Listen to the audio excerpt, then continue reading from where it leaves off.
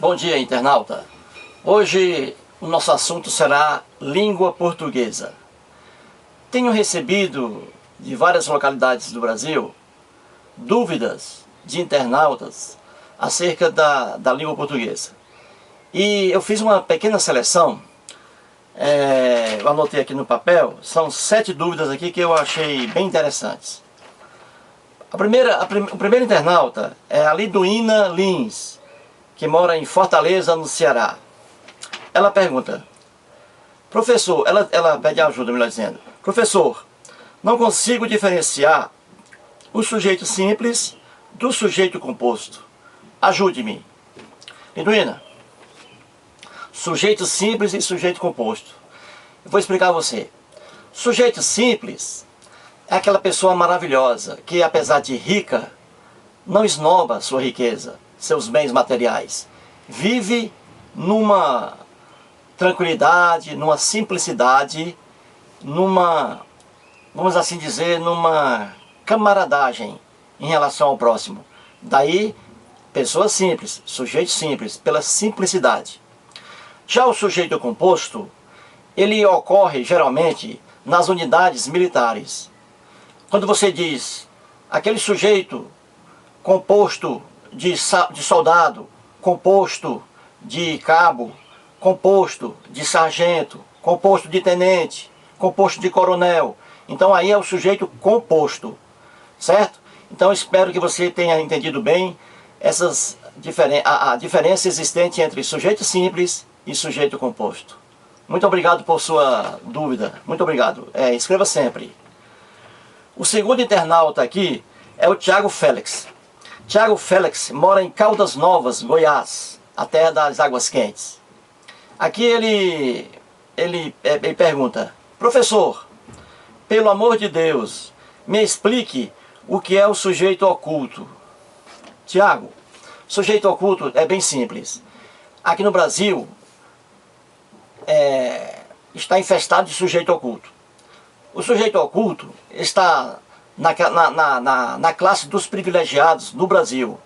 São aquelas pessoas que assaltam os cofres da União, dinheiro público, e o sistema não consegue processá-los, não consegue prendê-los. Por quê? Porque eles estão ocultos, são os sujeitos ocultos. E esses sujeitos ocultos, eles, como eu já disse, pertencem à classe privilegiada. Banqueiros, industriais, políticos corruptos, latifundiários, aí estão os sujeitos ocultos. Ninguém consegue encontrá-los. Eles se escondem e jamais serão presos. Então espero que você tenha entendido o que é sujeito oculto. O terceiro aqui internauta é a Leuda Torquato. Ela mora em Sobral, no Ceará, minha terra natal. A Leuda aqui, ela faz aqui uma dúvida aqui, ela expõe uma dúvida. Ela diz assim, ó: na oração vende-se casa, o se é partícula apassivadora ou índice de indeterminação do sujeito? Aqui está a dúvida da internauta Aleuda Torquato. Muito obrigado, viu, Aleuda, pelo envio de sua dúvida.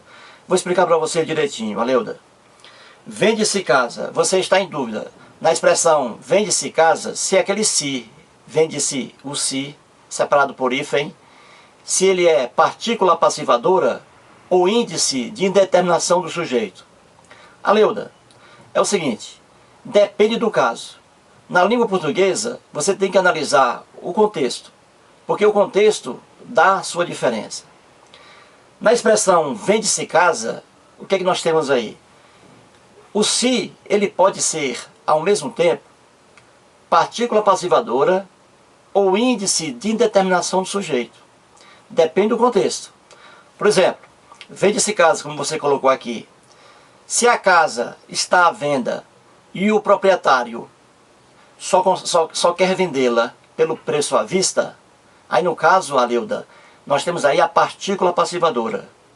Porque ele quer vender a casa à vista, pagamento imediato. Casa para lá, dinheiro para cá.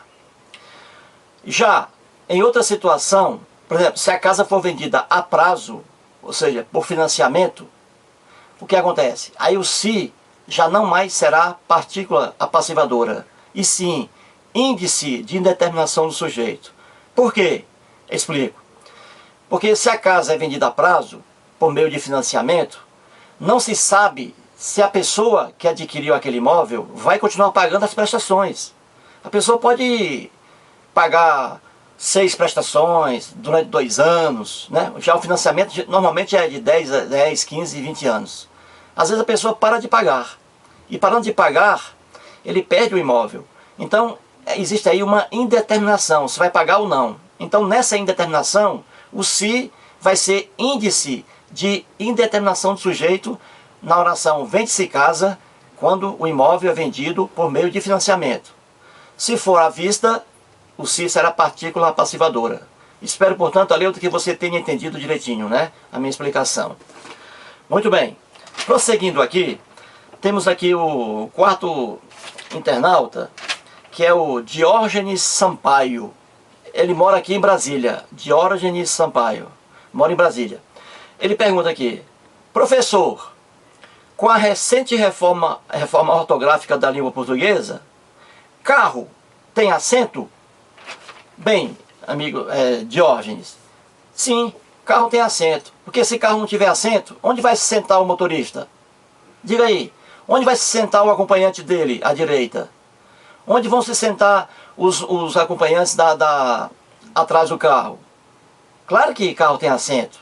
A reforma ortográfica não mudou isso, tá? Então, muito obrigado por sua dúvida. O quinto internauta é a Malba Crispim.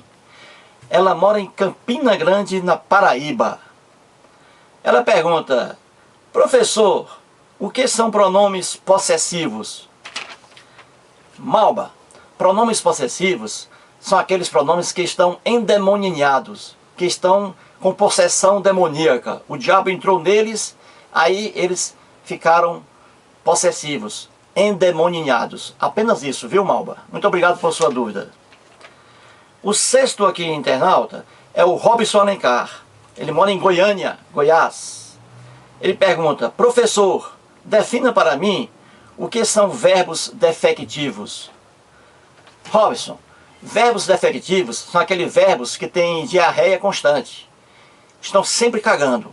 Eles vão caminhando direto para o banheiro, lá eles despejam lá a massa pastosa. E é isso. Verbos defectivos são os verbos que estão sempre cagando, né? Sempre cagando, com problemas intestinais, tá? São verbos defectivos.